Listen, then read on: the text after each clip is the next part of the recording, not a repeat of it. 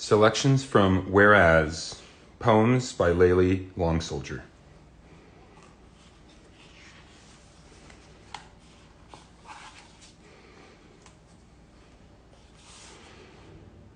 Now make room in the mouth for grasses, grasses, grasses.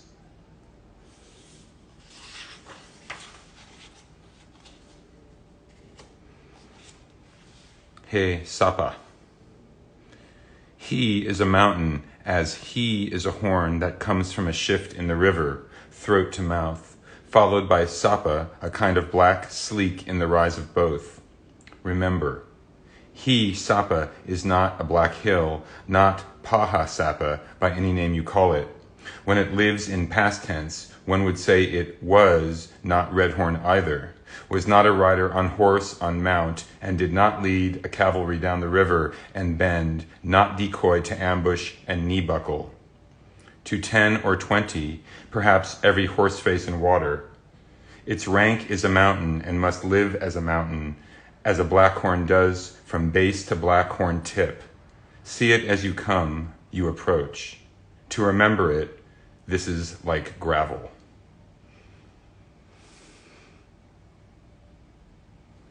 2.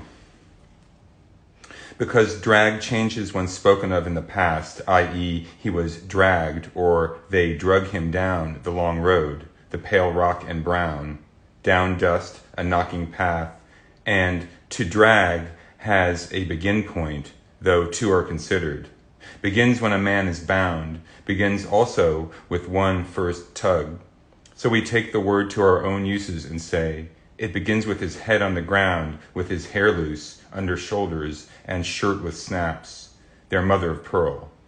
Then begins a yank and slide, begins his skin and scalp, begins a break, a tear, red to pink, to precious white.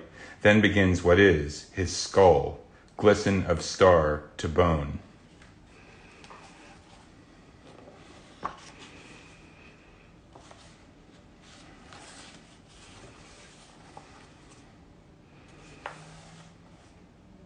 Wakayapi. 1. A word commonly used for coffee. 2.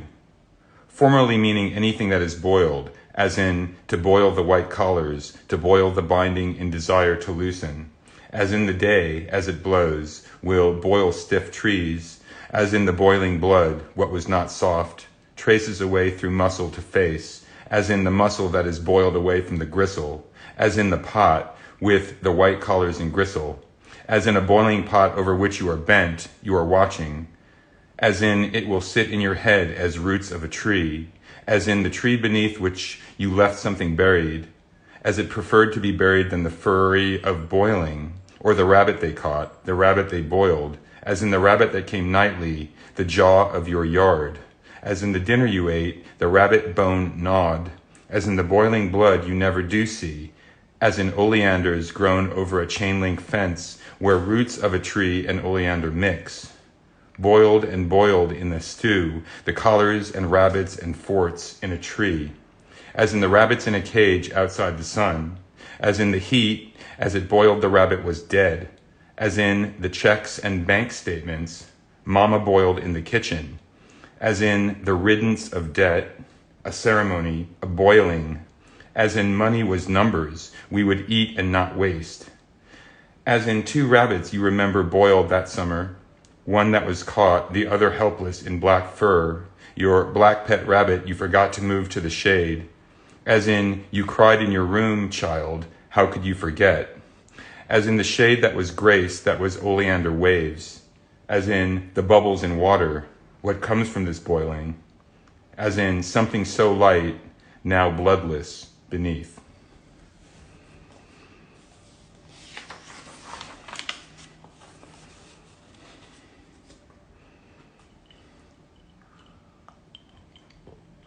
Let. In this hour a seal upon the body, from this body the legs of tears running, in our legs strain of harness. With the strain white gauze of cloud, cover in these clouds, pitch and yaw, the fletching of arrow. At the arrow, temple and brow, on our brow, the twine of words, In each word, our mother, as our mother's blood and letting, as we let the field is open. What is opened, the quiet of a doe. As a doe, we eat with heads down, in our heads, in our heads.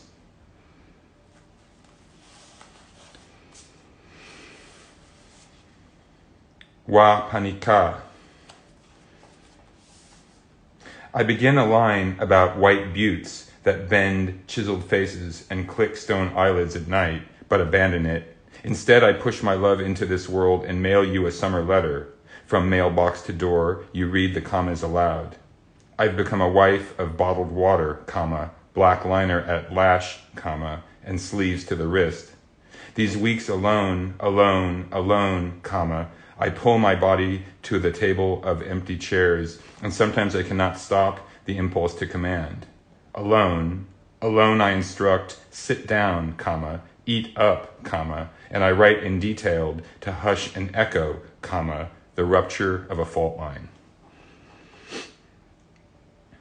I wanted to write about wa panika, a word translated into English as poor, comma, which means more precisely to be destitute, to have nothing of one's own. But tonight I cannot bring myself to swing a worn hammer at poverty to pound the conditions of that slow frustration. So I ask, what else is there to hear? A comma instructs me to divide a sentence, to pause. The comma orders a sequence of elements. The comma is caesura itself. The comma interrupts me with quiet. Father's Day, comma, I am not with you. I stare at a black and white photo of you, comma, my husband in a velvet shirt, comma, your hair tied back and your eyes on the face of our sleeping daughter. When I write, comma, I come closer to people I want to know, comma, to the language I want to speak. Then a friend remarks, when we speak, comma, question marks, dashes, line, little black dots don't flash or jiggle in the air before us, comma, in truth, it's the rise and fall of the voice we must capture to mean a thing in writing. Leaning his head toward a page with some vulnerable line, he adds, and isn't it interesting how a comma can tip a phrase into sentimentality? So I disassemble mechanics, comma, how to score sound, music movement across the page. I watched a compassionate, comma, slow the singular mind of two lovers. When we cannot speak, our mind, the comma will cool, will sigh, it will lick an envelope for us, because the tongue of a comma is detached, patient. Yet I feel forced to decide if poor really means brittle hands, dust, and candy-stained mouths, a neighbor girl's teeth convenience store shelves, hamburger helper, a dog's matted fur, a van seat pulled to the living room floor, those children playing in the carcass of a car, mice on the floorboard, my sweeping, chill hantavirus, the ripe smell of a horse chewed, ripped, its backbone exposed, the swarms of do-gooders, their goodly photos, the heat, the cold, the drunks. We pass waving dollar bills again. Tonight a bang on the door. The stories no one here can stop the urge to tell I am buried in. This is the cheapest form of poor, I decide. It's the oil at the surface. I'm tempted to say it. But a friend asserts that anyone asserting that poverty isn't about money has never been stomach sick over how to spend their last $3, comma, on milk or gas, or half or both, with two children in the backseat watching. I agree to let meanings and arguments with my head thrust into punctuation of poverty here. Breathe. Because wa panika means to have nothing of one's own, nothing. Yet I intend the comma to mean what we do possess, so I slow myself to remember it's true a child performs best when bonded with a parent before the age of 5, closely, comma, intimately. Next, you, comma, our daughter, closes her eyes and you rest your head's blue-black lakes, comma, historic glass across the pillow. She'll keep this. And if it's true that what begins as trouble will double over to the end, will raise its head as a period to our sentence, then I admit I perform best to music in between the rise and fall of the voice. Nevertheless, I dig through my pockets, dresser drawers, bookshelves, comma, meticulous picking, comma, because I must write it to see it, how I beg from a dictionary to learn our word for poor, in a language I dare to call my language, who am I? A sweeping chill, my stained mouth, just oil at the surface, because I feel wapanika, I feel alone. But this is a spillover translation for how I cannot speak, my mind, the metaphrasal ache of being language poor.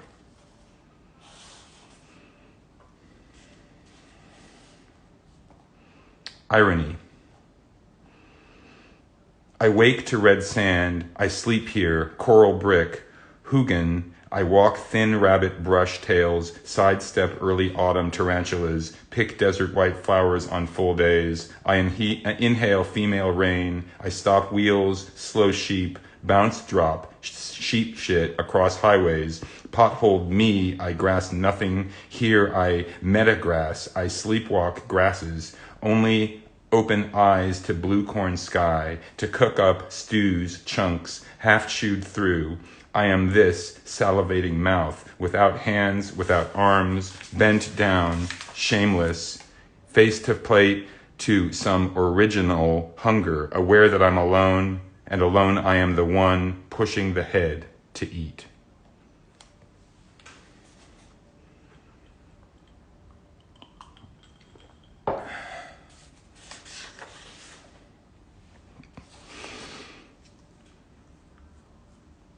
Edge.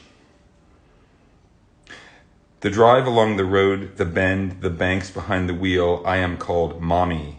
My name is Mommy on these drives, the sand and brush, the end of winter we pass. You in the rear view, double-buckled back center, my love. Your mother's mouth has a roof. Your mother's mouth is a church, a hut in a field, lone standing. The thatched roof has caught spark what flew from walls, the spark apart from rock, from stable meaning. Large car steady at the curve, palest light, driest day, a field of rocks. We are not poor sealed in windows. You hum in the back. I do not know what to say, how far to go, the winter near dead as we drive you, do not understand word for word, the word for you is little. But you hear how it feels always. The music plays, you swing your feet. And I see it, I, Mommy, the edge, but do not point to say, do not say, look, as we pass the heads, gold and blowing, these dry grasses eaten in fear by man and horses.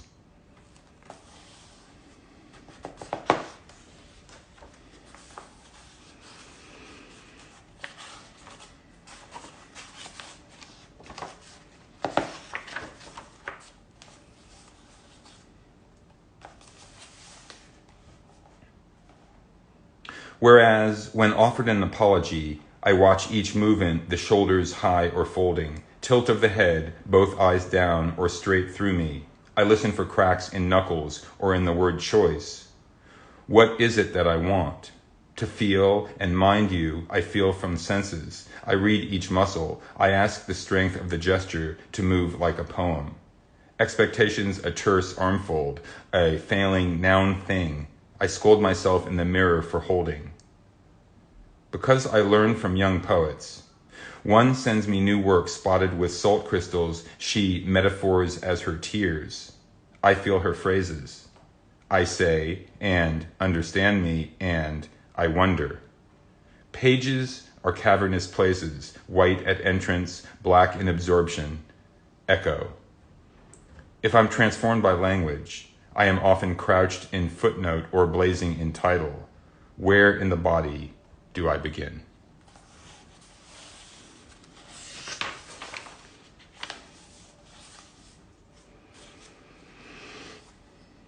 Whereas a friend senses what she calls cultural emptiness in a poet's work, and after reading she feels bad for feeling bad for the poet, she admits. I want to respond the same could be said for me, some sticky current of Indian emptiness. I feel it not just in my poems, but when I'm on drives, in conversations, or as I lie down to sleep. But since this dialogue is about writing, I want to be correct with my languageness. In a note following the entry for Indian, an Oxford dictionary warns, Do not use Indian or Red Indian to talk about American native peoples, as these terms are now outdated. Use American Indian instead. So I explained perhaps the same could be said for my work, Some Burden of American Indian Emptiness, in my poems, how American Indian emptiness surfaces not just on the page, but often on drives, in conversations, or when I lie down to sleep. But the term American Indian parts our conversation like a hollow, bloated boat that is not ours, that neither my friend nor I want to board, knowing it will never take us anywhere but to rot. If the language of race is ever truly attached to emptiness, whatever it is I feel now has me in the hole, head, knees, feet curled, I dare say, to fetal position, but better stated as the form I resort to inside the jaws of a reference.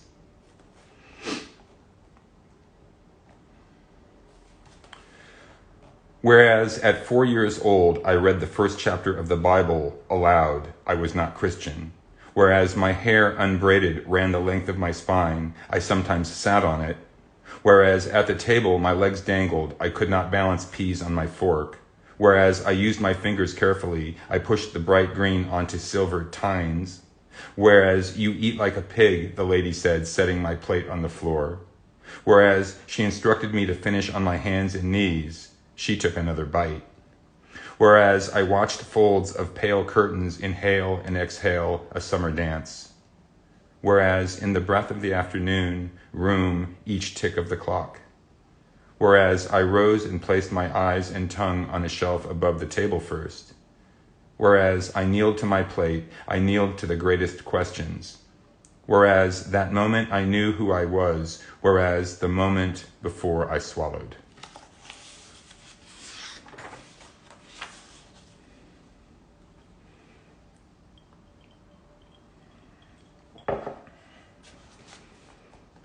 Whereas I did not desire in childhood to be part of this, but desired most of all to be a part, a piece combined with others to make up a whole, some but not all of something.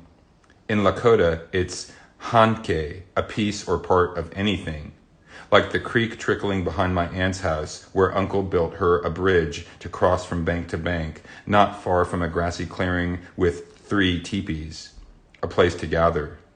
She holds 3-day workshops on traditional arts. Young people from Kyle and Potato Creek arrive one by one, eager to participate.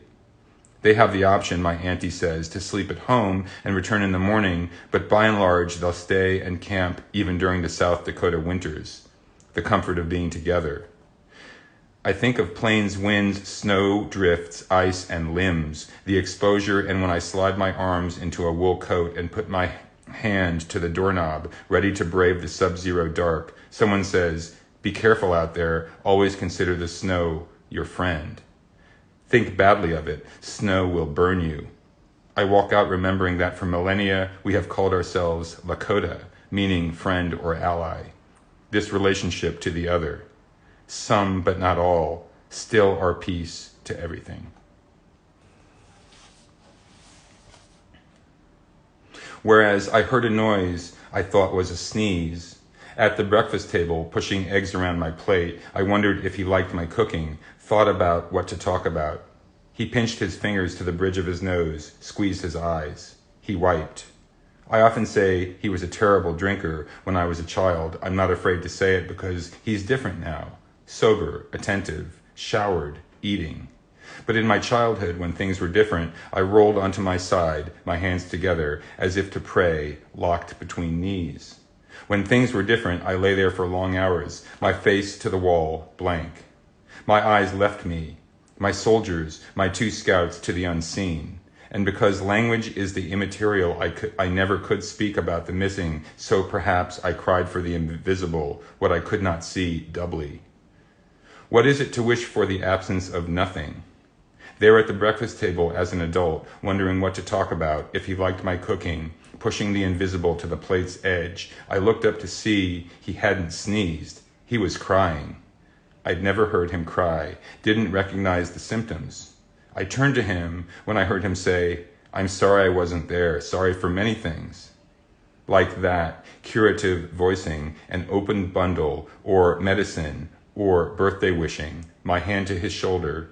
It's okay, I said, it's over now. I meant it. Because of our faces blankly, because of a lifelong stare down, because of centuries in sorry.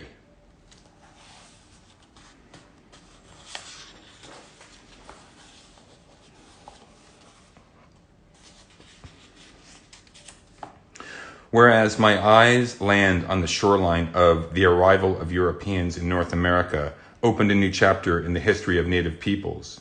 Because in others, I hate the act of laughing when hurt, injured, or in cases of danger. That bitter hiding. My daughter picks up new habits from friends. She'd been running, tripped, slid on knees and palms onto asphalt. They carried her into the kitchen. She just fell. She's bleeding. Deep red streams down her arms and legs, trails on white tile. I looked at her face, a smile. Quivered her, a laugh, a nervous, doing as her friends do, she braved new behavior, feigned a grin. I couldn't name it, but I could spot it. Stop, my girl. If you're hurting, cry. Like that. She let it out, a flood from living room to bathroom, then a soft water pour. I washed carefully, light touch, clean cotton to bandage. I faced her, I reminded. In our home, in our family, we are ourselves, real feelings. Be true. Yet I'm serious when I say, laugh reading the phrase, opened a new chapter. I can't help my body. I shake. The realization that it took this phrase to show. My daughter's quiver isn't new, but a deep practice, very old. She's watching me.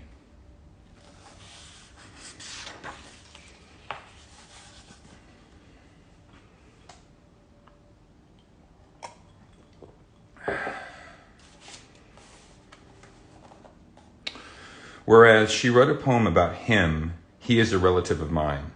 She's a lauded poet. She shakes my hand. When they were young, she says, he had an episode at the Indian school.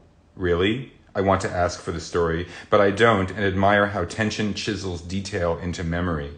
I remember her hand at the plastic zipper of her vest, the sculpture of her knuckles, a bone in her wrist. How much should she tell me? How much to withhold? I watch her ask her higher self. He broke down in a way that the rest of us wanted to, she offers. I have not finished the poem, she says. Now that we've met, maybe I will. I'll send you a copy if I do. Though it has not been sent, though I'll never ask for it, I imagine the episode. Him breaking down like the rest of us want to. What this looks like on the page in poem.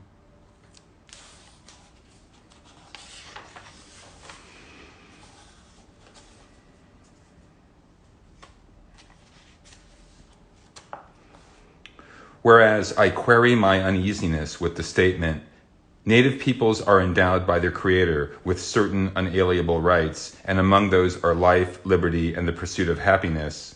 I shift in my seat, a needle in my back. Though unalienable, their rights I cannot legally claim if placed within a whereas statement. Meaning whatever comes after the word whereas and before the semicolon in a congressional document falls short of legal grounds is never cause to sue the government's courts say. Whereas I remember that abstractions such as life, liberty, and happiness rarely serve a poem. So I have learned it best not to engage these terms anyway. Yet I smash head on into this specific differentiation. The creator versus their creator, whereas this alters my concern entirely. How do I language a collision arrived at through separation? When in doubt, I'm told, write what I know. So I peel my eye to the moment, my love of it. I wake from a dream about running, I interpret as the desire to get there. Pulling back my bed sheets, I teeter down the hall to the face of a new clock in the bathroom mirror. I say, you're old enough now to look at yourself full on. Whereas I set aside interrogation to see that I cannot. Syntax or poem, the creator, nor differentiate one creator from another creator, much less that is mine from theirs, theirs from ours, or why a creator split. At the mirror, who can?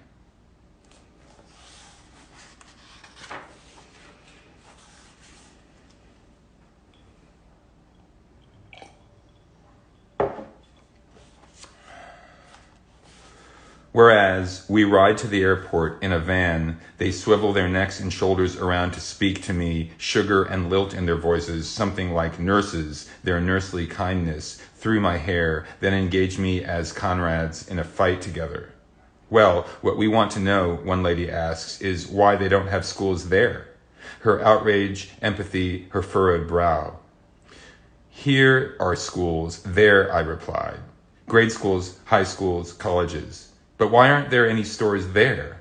There are stores there. Grocery stores, convenience stores, trading posts, whatever have you, I explain.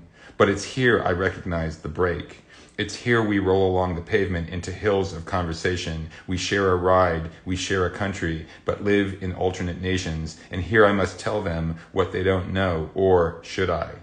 Should I is the moment to seize, and before I know it, I say, well, you know, native people, as in tribes, as in people living over there, are people with their own nations, each with its own government and flag. They rise to their own national songs and sing in their own languages even.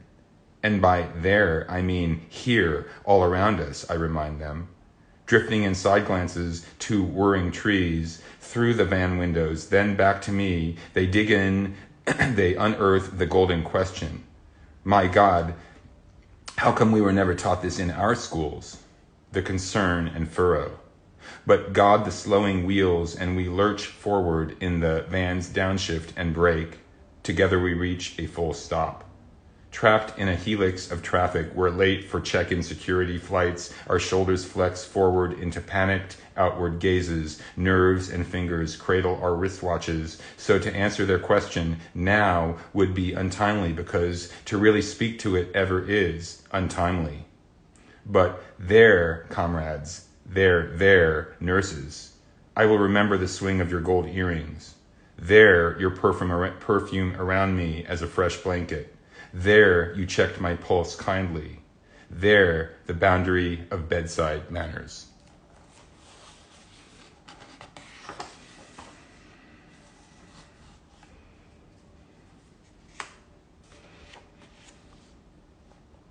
Whereas resolution's an act of analyzing and restructuring complex ideas into simpler ones, so I place a black bracket on either side of an idea. I coordinate to safety away from national resolution, the threat of reductive thinking.